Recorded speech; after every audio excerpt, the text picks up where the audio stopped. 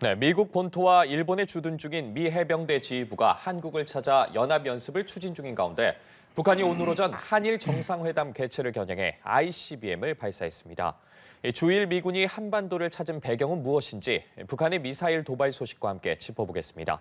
문성묵 한국국가전략연구원 센터장 나오셨습니다. 어서 오십시오. 네, 안녕하십니까. 네, 먼저 오늘 북한의 미사일 발사 소식부터 짚어보도록 하겠습니다. 오늘 오전 7시 10분쯤이었죠. 북한이 대륙간 탄도미사일 동해상으로 ICBM 한 발을 발사를 했는데 오늘 미사일 도발 어떤 배경이라고 보십니까? 예, 물론 북한이 오늘 미사일 쏜 것은 금년 들어 6번째라고 얘기를 하지요. 예.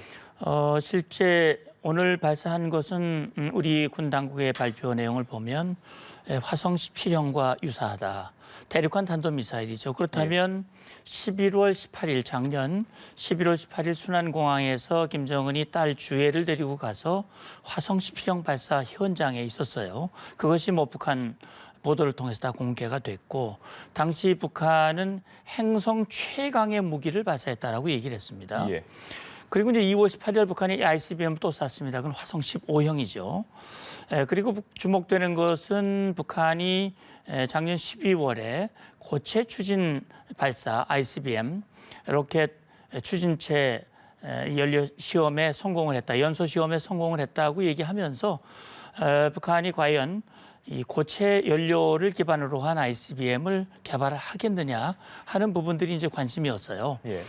제가 이렇게 말씀을 드리는 것은 북한이 이런 미사일 발사 도발을 하는 것은 대략 두 가지 의도와 배경으로 구분할 수가 있는데 하나는 군사적인 목적이 있을 수 있고요.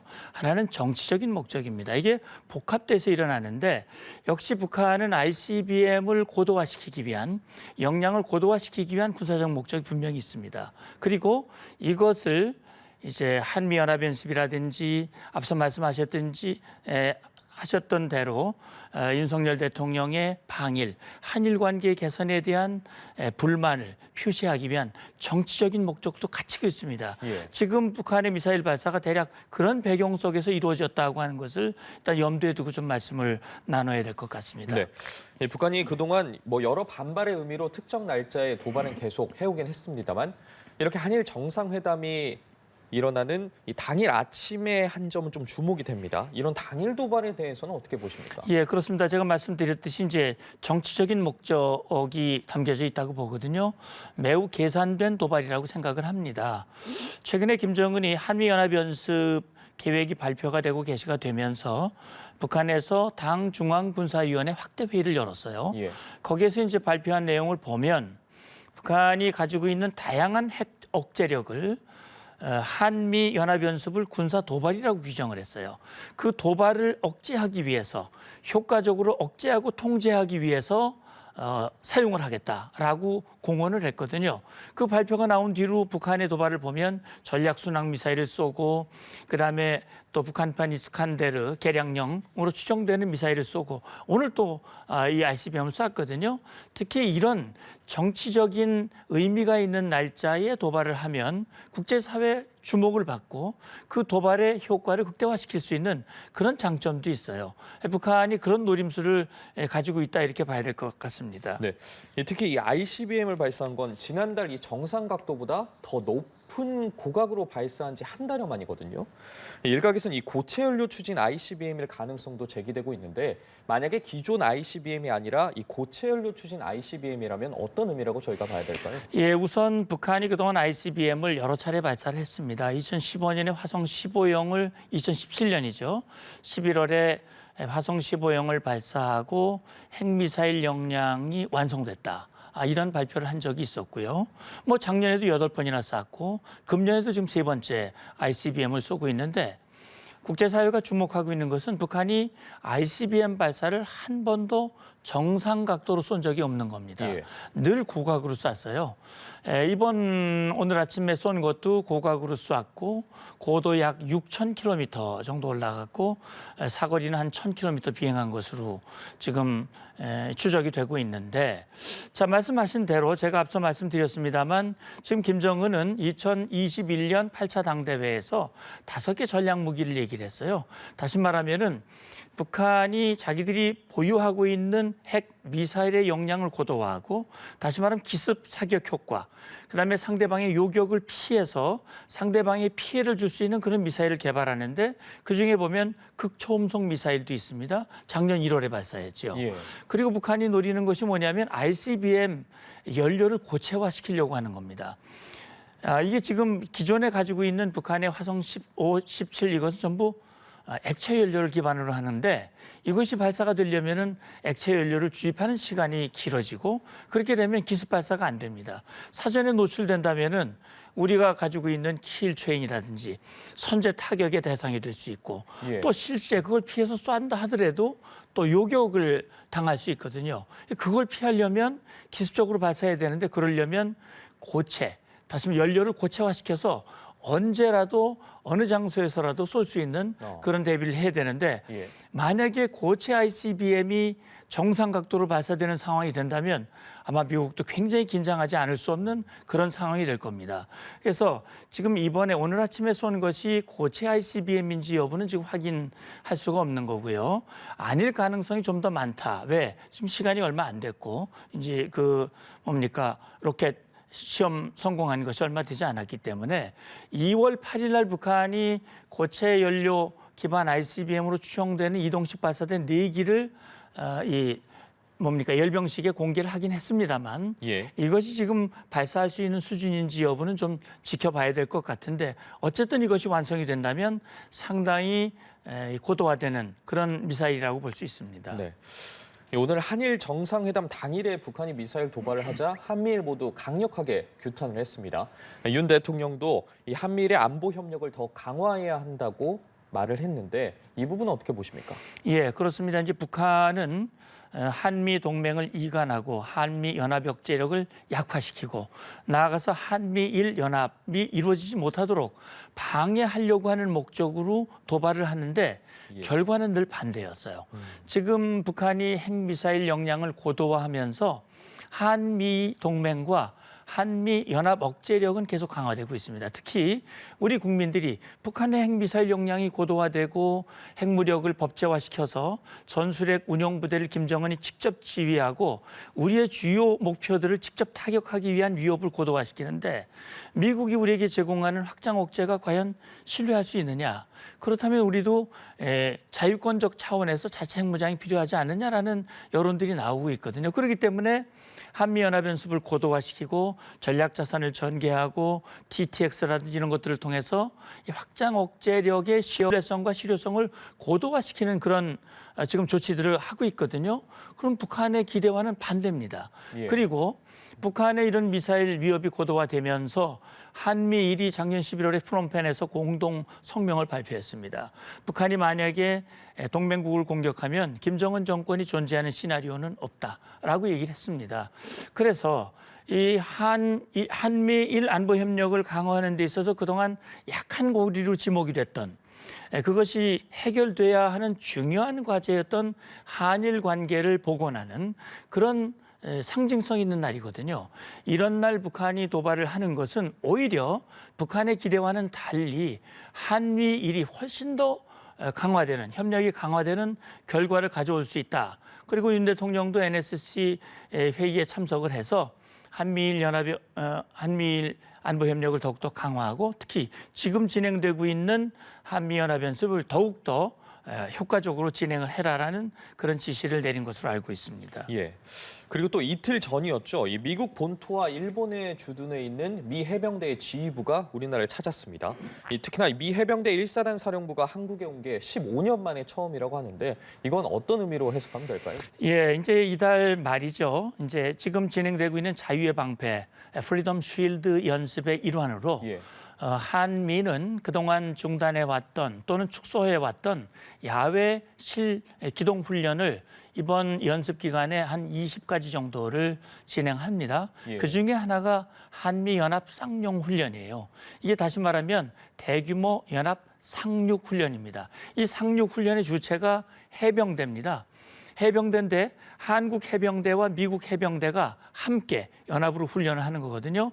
이 예정된 훈련에 지금 미국 미 본토에 있는 1사단 해병사단 1해병사단의 지휘부, 그다음에 일본 오키나와에 주둔하고 있는 해병 원정군 부대가 이번 연합 상륙 훈련에 참여를 하게 되거든요. 예. 훈련을 앞두고 지휘부가 모여서 회의를 한 거예요. 그래서 우리 한국의 해병대 사령관과 이번에 방문한 1사단 해병 1사단 이 사단장, 그리고 이 지휘관들이 모여서 지휘부들이 회의를 했습니다. 말씀하신 대로 미 해병 1사단은 정말 전통에 빛나는 부대입니다. 6.25 전쟁 당시 해병 1사단이 인천 상륙 작전의 주력 부대였어요. 예. 그리고 북진을 해서 그 유명한 장진호 전투에서 정말 세계 전사에도 빛나는 그 효과적인 철수 작전, 공세적 철수 작전을 해서 흥남 철수를 성공적으로 했던 그 부대가 바로 미 해병 1사단입니다. 예. 그 사단장이 15년 만에 한국에 와서 한국 해병대와 다시 한번 연합 훈련을 위한 그런 회의를 하고 실제 이제 이번에 연합 훈련을 하게 되는데, 이걸 통해서 한미 이 해병의 관계를 더 재활성화시키고 특히 전시에 한미 해병이 연합으로 대응할 수 있는 그런 훈련을 할 수 있게 됐다고 하는 점, 이건 매우 의미 있는 계기라고 생각을 합니다. 그리고 특히 앞서도 잠깐 언급을 해주셨는데 이 주일미군의 방안이 상당히 의미가 있어 보입니다. 이 부분은 어떤가요? 예, 그것은요. 지금 이제 한반도의 유사시, 다시 말하면 북한이 대한민국을 다시 6.25 전쟁과 같은 그런 전쟁을 일으킨다면 결국 우리 한미연합작계에는 뭐 구체적인 걸 말씀드릴 수는 없습니다만 지금 주일 미군을 포함해서 구함이라든지 미 본토라든지 흩어져 있는 전력들이 한반도로 전개를 해서 이 작전을 함께 연합작전을 하도록 돼 있습니다. 이 지금 연합훈련이라고 하는 것은 그런 유사시를 대비한 훈련이거든요. 그렇다면 지금 말씀드렸듯이 이번 달 말에 있을 한미연합 상륙훈련, 이 쌍용훈련을 대비해서 지금 주일 해병, 주일 미 해병이 함께 참여를 해서 훈련을 하는 겁니다. 그러니까 유사시에 이 해외에 주둔하고 있는 전력들이 한반도로 전개해서 한국 전력과 함께 연합으로 대응할 수 있는 그런 훈련을 하는 계기를 만든다고 하는 점이 매우 의미 있다고 생각을 합니다. 예.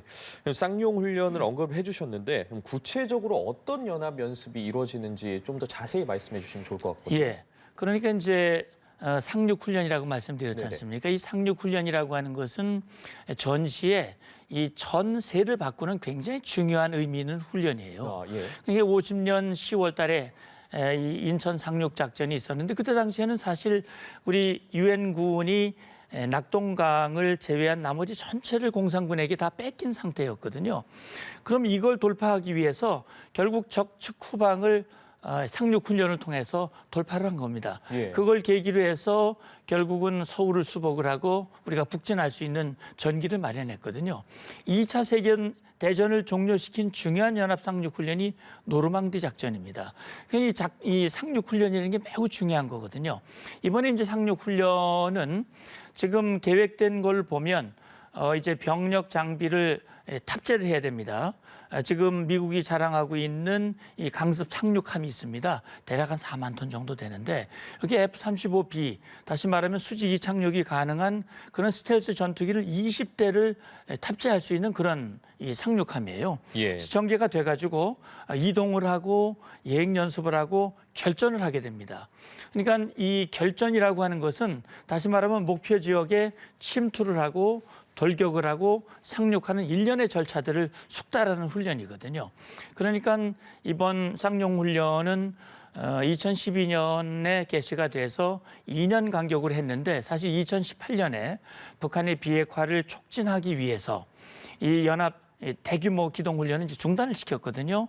이번에 이제 5년 만에 재개가 되는 겁니다. 예. 그래서 한미 연합 해병이 연합 상륙 훈련을 하는 그런 훈련이 바로 쌍용 훈련이다. 이렇게 얘기를 하시면 될 것 같습니다. 네, 이 부분도 조금 눈길이 가는데 이 주한 미 해병대가 쌍용 훈련을 앞두고 이 사전 연습 장면을 공개를 했습니다. 이 국내 언론에 공개를 한 것도 상당히 이례적인 것 같은데 이 부분도 좀 짚어주시죠. 예, 사실 훈련을 하게 되면 이제 이것을 보도하는 데 있어서 여러 가지 형태를 띠죠. 네, 적극적으로 홍보를 하는 경우도 있고 예. 아니면 로우키로 훈련을 하지만은 홍보는 아주 최대한 자제하는 그런 형태가 되는데 이번 같은 경우는 적극적인 홍보를 하고 있거든요. 저는 이건 두 가지 의미가 있다고 생각을 합니다. 예. 첫째는 북한을 향한 경고입니다. 북한이 지금 각종 핵미사일 역량을 이용을 해서 한미를 위협하고 있거든요. 특히 서울을 향해서 서울은 핵 공격의 목표다라고 하면서 이 위협을 계속 가하고 있고요. 그런 상황에서 한미는 어떤 위협에도 이걸 억제하고 또 응징할 수 있는 역량을 구비하고 있다라고 하는 것을 보여주는 거죠. 특히 연합상륙훈련은 예를 들어서 북한 지역으로 직접 상륙을 해서 빠른 시간 내에 주요 목표를 점령하고 또 주요 인사들을 타격할 수 있는 그런 훈련이거든요. 예. 그런 점에서는 북한에 대해서는 상당한 경고의 목소리가 될 수 있고 또 한 가지 우리 대한민국을 향해서는 한미의 연합 억제력이 이만큼 든든하다, 확고하다라고 하는 것을 보여줌으로써 미국의 대한국 방위 공약, 한미 연합 억제력의 확고함을 보여주는 신뢰성을 우리 국민들에게 보여주고 안심을 시킬 수 있는 그런 의미도 함께 담고 있다는 그런 생각이 듭니다. 네. 이런 모습들이 북한의 경고의 메시지가 될 수 있다고 말씀을 해주셨는데 그럼 실질적으로 북한이 정말 긴장을 할지도 궁금하거든요. 어떻게 보십니까? 근데 사실 저는요, 북한이 이제 긴장하는 척은 합니다. 예. 다시 말하면 한미연합연습을 군사 도발이라고 하고 그것이 북침 핵전쟁 연습이라고 주장을 하거든요. 지금 북한의 노림수는 그런 거예요. 자기들은 착한 사람이고 한미가 나쁜 사람이고 예. 한미는 계속 북한을 공격하려고 군사적 긴장을 고조시키고 있고 그걸 자기들은 방위적 자위적 차원에서 지금 대비하고 있다. 그래서 완전히 주객이 전도된 적방하장식의 그런 이제 프레임으로 몰고 가려고 하는 거거든요. 지금도 그런 양상입니다. 그래서 사실은요. 북한도 특히 김정은이 잘 알고 있을 거예요. 한미연합연습은 방어연습이고 북한을 공격하기 위한 것이 아니다.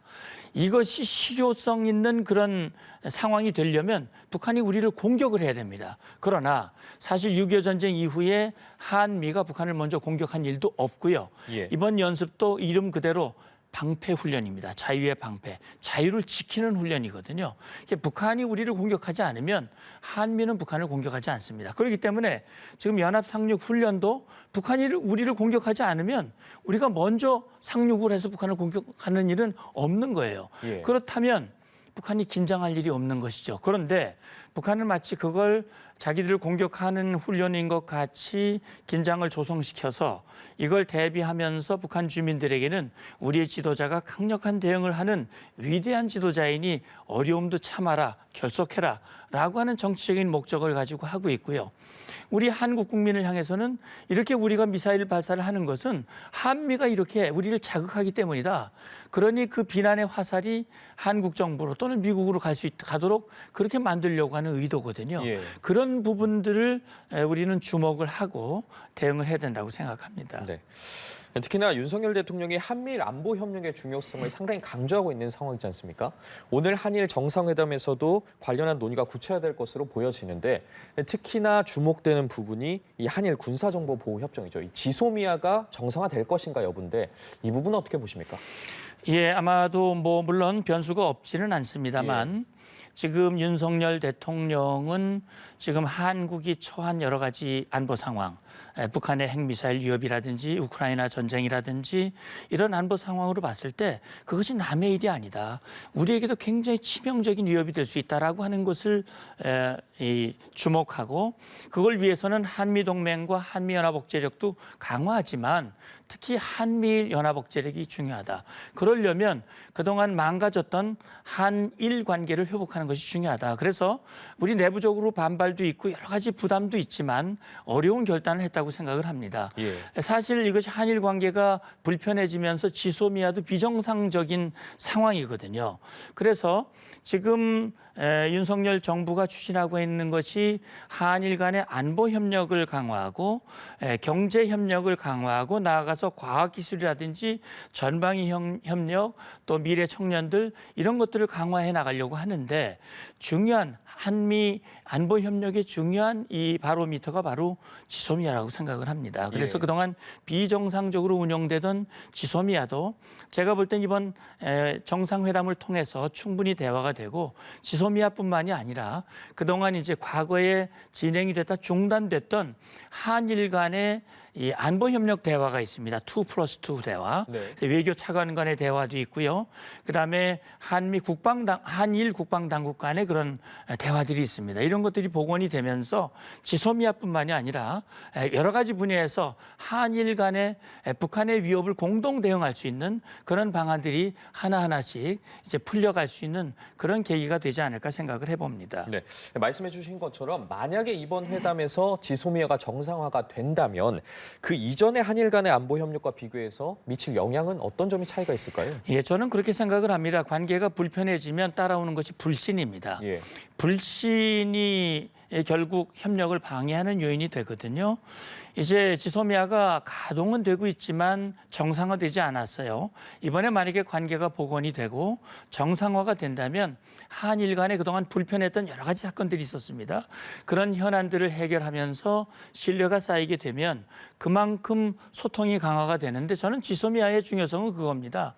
한국과 일본이 북한에 대한 정보를 수집을 하고 있는데 한국의 강점이 있고 일본의 강점이 있습니다. 특히 한국 같은 경우는 휴민트, 우리 인적 정보가 강해요. 그리고 네. 지리적으로도 한국은 북한과 접해져 있고 북한과 오랫동안 관계를 해왔기 때문에 우리가 그런 부분에서 강점이 있습니다. 특히 북한이 미사일 발사를 하게 되면 우리가 북한의 미사일 발사를 조기에 포착을 할 수 있어요. 그 정보는 우리가 강합니다. 근데 일본은 우리와 달리 정찰 위성도 가지고 있고요. 그다음에 이지스함도 우리보다 더 많이 가지고 있습니다. 다시 말하면 기술 정보는 북한이 우위에 있습니다. 예. 그리고 지리적으로도 보면 북한은 북한의 미사일이 탄착되는 부분에 있어요. 그런 정보들을 함께 교환을 하고 긴밀하게 협조하면 북한의 미사일에 공동 대응할 수 있는 시너지 효과가 높아지거든요. 저는 이제 이런 실질적인 효과들도 있지만 가장 중요한 것은 결국은 이것은 한미 동맹과 한미 연합 억제력을 더 고도화시킬 수 있는 그런 계기가 된다는 점에서 더 의미가 있다고 보는 것이 사실 미국이 계속 강조를 했거든요. 한일 관계를 좀 복원했으면 좋겠다. 예. 그래야 이것이 더 한미일 안보 협력이 더 탄탄해질 수 있는데 지소미아의 정상화는 결국은 한일 관계, 한미 동맹, 한미일 안보 협력을 함께 고도화시키고 강화시킬 수 있는 그런 의미 있는 조치라고 저는 보고 있습니다. 네, 알겠습니다. 오늘 말씀 여기까지 듣도록 하겠습니다. 지금까지 문성목 한국국가전력연구원 센터장과 이야기 나눠봤습니다. 오늘 말씀 고맙습니다. 감사합니다.